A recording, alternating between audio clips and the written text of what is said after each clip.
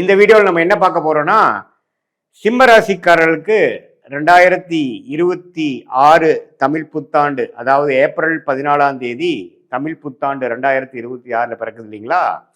அந்த தமிழ் புத்தாண்டு எத்தகைய ஒரு ஆண்டாக சிம்மராசிக்காரர்களுக்கு இருக்க போகுதுன்னு பார்க்குறோம். அதாவது ஏப்ரல் 14லேருந்து 13 ஏப்ரல் 2027, 26 ஏப்ரல்லேருந்து 27 ஏப்ரல் வரைக்கும் இருக்கக்கூடிய அந்த ஒரு வருட காலம் சிம்மராசிக்காரர்களுக்கு எப்படி இருக்க போகுதுங்கிறது சயின்டிஃபிக் வேதிக் அஸ்ட்ராலஜி முறையில் துல்லியமான பலன்கள், எதையும் அதிகம் மிகைப்படுத்தாமல், பரிகாரங்கள் அது மாதிரி விஷயத்துல மூட நம்பிக்கைக்குள்ள போகாமல் உள்ளது உள்ளவாறு எப்படி ஒளி தத்துவம் நம்மளுடைய கர்ம பலனை இந்த வாழ்க்கையில் இந்த குரு பயிற்சி, சனி பயிற்சி, ராகு கேது பயிற்சி, இந்த ஆண்டு கிரகத்தின் சஞ்சாரம் வைத்து இந்த சிம்மராசிக்கு எத்தகைய ஒரு தாக்கத்தை வாழ்க்கையில எந்த திசையில் சில திருப்பத்தை கொடுக்க போகிறார், எது மாதிரி வாழ்க்கை சம்பவங்களை நம்ம எதிர்பார்க்கலாம் அப்படிங்கிறத நம்ம கொஞ்சம் துல்லியமாக பார்க்க போறோம். இப்போ பாருங்க, சிம்மராசிக்கு 8ஆம் இடத்திலே சனி இருந்து அஷ்டம சனி என்று சொல்லப்படுகிற விஷயம் இருக்கவே நமக்கு தமிழ் புத்தாண்டு பிறக்குது. கடந்த ஒரு வருடமாக அஷ்டம சனியில் பாதிக்கப்பட்டிருக்கக்கூடிய சிம்மராசிக்காரர்கள் முன்னமே பார்த்தீங்கன்னா இந்த புத்தாண்டு முழுக்க நம்ம அஷ்டம சனி தாக்கங்கள் இருக்கு. பட் இதுல ஒரு நல்ல விஷயம் என்னன்னா, மக நட்சத்திரக்காரங்க கொஞ்சம் அஷ்டமி சாக்கத்திலிருந்து வெளியில வந்துட்டு இருக்காங்க. பூர நட்சத்திரக்காரங்க, உத்திர நட்சத்திரக்காரங்க ஃப்ரெஷ்ஷா உள்ள அதை பாதிப்பை உணரப் போகிறார்கள். என்ன சார் அஷ்டம சனி பண்ணும் அப்படின்னா, நமக்கு எந்த ஒரு விஷயத்து மேல ஒரு விருப்பம் இருக்கோ, எது நமக்கு மனசுக்கு இதமான ஒரு விஷயமாக இருக்கிறதோ, வயது வித்தியாசம் இல்லாமல், ஃபார் எக்ஸாம்பிள் நீங்க இளைய வயதினராக இருந்தாலும் சரி, குழந்தை பருவத்தில் இருக்கக்கூடிய 10, 15, 20 வயசுக்குள்ள இருக்கிறவங்களா இருந்தாலும் சரி, 30, 35 வயசுல இருக்கக்கூடிய நடுத்தர வயதினராக இருந்தாலும் சரி, 45, 50 வயதில் இருக்கக்கூடிய உத்தியோகஸ்தர்கள், வியாபாரிகள், தொழிலதிபர்களாக இருந்தாலும் சரி, சீனியர் சிட்டிசன் என்று சொல்லப்படுகிற 60+ கேட்டகரியில் இருக்கக்கூடியவர்களாக இருந்தாலும் சரி, அந்தந்த வாழ்க்கை ஸ்டேஜஸ் தகுந்த, அந்தந்த வாழ்க்கையில எந்தெந்த மாதிரி பருவத்தில் இருக்கீங்க, எந்தெந்த ஸ்டேஜில் இருக்கீங்க, அந்தந்த படிநிலைக்கு தகுந்த மாதிரி உங்களுக்கு பிடித்த, உங்களுக்கு மிகவும் மனசை வருடக்கூடிய செயல்களை செய்து உங்கள் பிடித்த விஷயத்தை நம்ம கையில் பெற முடியவில்லை, நமக்கு எது நமக்கு கம்ஃபர்ட்டாக இருந்ததோ அந்த கம்ஃபர்ட் இப்போ இல்லை நமக்கு அப்படிங்கிற ஒரு அமைப்பை கொடுப்பவர் தான் அஷ்டம சனி. சார் அப்படின்னா என்ன சார் சொல்ல வரீங்கன்னா, வேலையில் இருக்கிறவங்களுக்கு வேலையில் ஒரு பிரச்சனை, ஒரு மார்க்கெட்டிங் எக்ஸிக்யூட்டிவ் அஷ்டம சனி வந்ததுன்னா அவருக்கு பிடிக்காத இடத்த, முடியாத ப்ராடக்டை, கஷ்டப்படுற ப்ராடக்டை வைக்க சொல்லி அவரை ஊர் ஊராக அலைய வச்சு எப்போ அஷ்டம சனி முடியுதோ அப்போதான் அவர் உள்ளூருக்குள்ள ஒரு நல்ல பொசிஷனுக்கு வருவார். அதே மாதிரி தான் எல்லா நபருக்கும் அதுக்கு தகுந்த மாதிரி நம்ம எடுத்துக்கணும். இதே பார்த்தீங்கன்னா இளம் வயதினர் காதல் அது மாதிரி விஷயத்துல அவதிப்பட்டு இருக்கக்கூடியவங்களுக்கு காதல் பிரேக், லவ் பிரேக்கப்லாம் அதே மனசை வருடக்கூடிய அமைப்பாகவும், தாடி விட்டுட்டு ஏதோ ஒன்றுன்ட்டு எதையோ இழந்த மாதிரி ஒரு அமைப்பை கொடுக்கக்கூடியவராகவும் இருப்பார். சரி சாமி, இது ஓகே. வேற ஏதோ கிரகங்கள் நமக்கு பாசிட்டிவா இருக்கான்னு பார்த்தா, குரு 11ஆம் இடத்திலிருந்து ஓரளவுக்கு நம்மளை என்னதான் பிரச்சனைகள் வந்தாலும் மனசு விடாமல் ஓரளவுக்கு நம்ம ஒரு லாபத்தை பெறக்கூடிய ஒரு மன உறுதியோடு இருக்கக்கூடிய அமைப்பை கொடுக்கிறார். தவறில்லை, சமாளிக்கக்கூடிய அளவு கொடுக்கிறார். ஆனால் ஜூன் 1ஆம் தேதியிலிருந்து வரக்கூடிய அந்த குரு பயிற்சி இன்னுமே பரவாயில்ல. ஏன்னா உச்ச குருவாக 12ஆம் இடத்துக்கு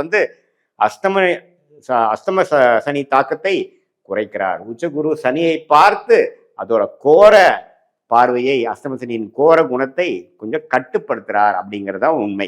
ஸோ அதனால என்ன சொல்ல வரீங்கன்னா, ஜூன் மாதத்திலிருந்து அஷ்டம சனி தாக்கங்கள் கொஞ்சம் குறையும். யாருக்கு? சிம்மராசிக்காரர்களுக்கு. பூர நட்சத்திரக்காரங்க, உத்திர நட்சத்திரக்காரங்க கொஞ்சம் கேர்ஃபுல்லாக இருக்கணும். மக நட்சத்திரக்காரங்களுக்கு ஸ்லோவாக போன வருஷம் ஆன பிரச்சனையிலேருந்து கொஞ்சம் வெளியில கொஞ்சம் ஃப்ரீயாக இருக்கக்கூடிய அமைப்புகள் கண்டிப்பாக உண்டு. ஸோ இது மாதிரி ஒரு அமைப்பு இருக்கிறத பார்த்தீங்கன்னா, இந்த குரு 11ஆம் இடத்திலிருந்து 12க்கு வந்தாலும் சனியை பார்த்து திரிட்பலம் கொடுப்பதனால அஷ்டம சனி கண்ட்ரோலுக்கு வருது. அதே சமயத்தில் ராசிக்குள்ள கேது, 7ஆம் இடத்துல ராகு. ஸோ இது பாருங்க, ஜூன் மாசத்திலிருந்து வர டிசம்பர் 6 வரைக்கும் பார்த்தீங்கன்னா ராகு கேதுகளும் ராசிக்குள்ள இருக்கும் பொழுது மனக்குழப்பம், குடும்பத்தில் நிம்மதி இல்லை, குடும்பத்தில் நல்ல ஒரு குவாலிட்டியான டைம் ஸ்பெண்ட் பண்ண முடியல, அறக்க பறக்க சுத்திட்டு இருக்கிற மாதிரி இருக்கு, யாருக்கிட்டையுமே நட்புறவு கொண்டாட முடியல, எல்லாமே பார்த்தீங்கன்னா கொஞ்சம் வேகமாக போகக்கூடிய அமைப்பு, எதுவுமே நம்ம கையில் இல்லை, நம்ம கண்ட்ரோல் இல்லை, ஏதோ ஒன்று நமக்கு விரும்ப விஷயத்தை தேடிட்டே இருக்கமே ஒழிய அது கிடைக்கிற பாடு இல்லைங்கிற மாதிரி வேலை, தொழில், உறவு, உடல்நிலை, இது மாதிரி எல்லா விஷயங்களும் கொஞ்சம் கேர்ஃபுல்லாக இருக்கணும். திருப்திகரமாக இல்லாத நிலைக்கு ஒரு படி பெட்டராகவும் இருக்கும். அதாவது ரொம்ப திருப்தியாக இருக்காது. ஓரளவுக்கு ஜூன் மாதத்துக்கு அப்புறம் ஏதோ கொஞ்சம் ஓட்டிக்கலாம் மாதிரி தான் தெரியுதுங்கிற மாதிரி ஒரு அமைப்பை கொடுப்பார். ஏன்னா குருவின் பார்வை அஷ்டம சனியை கட்டுப்படுத்துகிறது. பட் இருந்தாலும் ராகு கேது ராசிக்குள்ள இருக்கிறதுனால மனக்குழப்பங்கள், ஓவர் திங்கிங், புதிய நபர்களோட நீங்கள் சந்திக்கும் பொழுது கரெக்டான நபரை தான் பார்க்குறோமா, ஏமாறுறோமா, ஒரு அளவுக்கு நல்ல ஒரு கால்குலேஷன் பழக்கம் எதுவுமே வராதுக்கு முன்னாடியே நம்ம போய் சில விஷயங்கள் செய்து சொல்லி நம்ம ஏமாந்துடுறோமாங்கிறதெல்லாம் ரொம்ப கேர்ஃபுல்லாக இருக்கணும். வியாபாரத்து டிரான்சாக்ஷனில், ஃபினான்ஷியல் டிரான்சாக்ஷனில் எல்லாமே நம்ம ஓரளவுக்கு சமயோஜ புக்தியோடவும் லாஜிக்கலாகவும் இருக்கும். பேராசைப்படக்கூடாது. அஷ்டம சனியில் பேராசைப்பட்டால் பெருநஷ்டம் அடைவீர்கள்ங்கிறது மனசில் வச்சுக்குங்க. ஏன்னா அஷ்டம சனியில் வந்து டெய்லி வேலை செஞ்சுட்டு இருக்கவனுக்கு, கடுமையாக உழைக்கிறவனுக்கு, அவன் ரெகுலரான ஒர்க்கை வந்து பண்ணுறவனுக்கு பெரிய பாதிப்பு வராது. ஆனால் ஒரு மாதிரி இன்வெஸ்ட்மெண்ட் பண்ணி பெரிய லெவலில் லாபம் பண்ணலாம், தொழில் விருத்தி பண்ணலாம், இந்த வேலையை விட்டுட்டு அந்த வேலையில் போய் பெரிய ஆளாக வந்துடலாம், அது இதையும் பண்ணலாம்னு நினைக்கிறப்ப நாம் போட்ட கணக்கு தப்பாயிருச்சு அப்படிங்கிற மாதிரி விஷயத்தை அஷ்டம சனி கொடுத்துருவார். ஸோ அதனால் அது கொஞ்சம் கேர்ஃபுல்லாக இருங்க. மற்றபடி உடம்பு உபாதைகளும் கொஞ்சம் கேர்ஃபுல்லாக இருக்கணும். மனசு கொஞ்சம் பார்த்துக்கணும். நல்ல நண்பர்கள்லாம் உங்களை கைவிடுறாங்க, எதுவுமே நமக்கு எதிராக போயிடுச்சுங்கிற மாதிரி மனம் கொஞ்சம் ஒரு மாதிரி வருத்த அடையக்கூடிய அமைப்புகள் இருக்குது. நிறைய பேர் பார்த்தீங்கன்னா இந்த சோஷியல் மீடியா, வாட்ஸ்அப்பு அதுலெல்லாம் இருக்கிறவங்கள அந்த அஷ்டம சனியில் விலகி போயிடுவாங்க. கொஞ்சம் வந்து என்னப்பா 2 வருஷம் நீ ஆளே காணாங்கிற மாதிரி இருக்கும். அப்புறம் தான் அஷ்டம சனி முடிஞ்சதுக்கப்புறம் தான் இந்த தமிழ் புத்தாண்டுக்கு அப்புறம் தான் அவங்க நார்மல் சோஷியல் லைஃப்குள்ளே வரக்கூடிய அமைப்புகள்லாம் இருக்குது. நம்ம பயப்பட வேண்டாம். இதில் ஒரே விஷயம் நோட் பண்ணிக்கிறது, பேராசைப்படக்கூடாது, பெரிய முயற்சி எடுக்கக்கூடாது.